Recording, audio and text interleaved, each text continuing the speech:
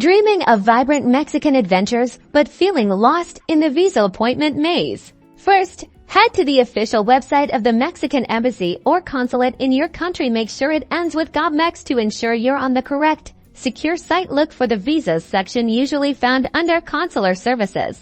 You'll likely need to complete an online visa application form, also known as the Formulario de Solicitud de Visa. Click on the link and fill out all sections accurately. Be prepared to upload a digital passport-sized photo. Double-check everything before submitting.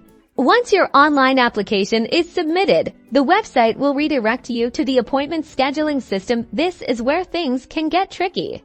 As availability varies, select your preferred date and time from the available slots. Keep checking back if your preferred date is unavailable, as slots often open up.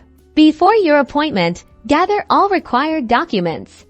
This usually includes your passport, a printed copy of your completed application form, proof of funds to cover your trip, and any other documents specified by the embassy. Check their website for the complete list. On the day of your appointment, arrive on time and dressed professionally. Be polite and prepared to answer questions about your travel plans after the interview. You'll be informed about the next steps, like visa processing time, and that's it. You're one step closer to your Mexican getaway.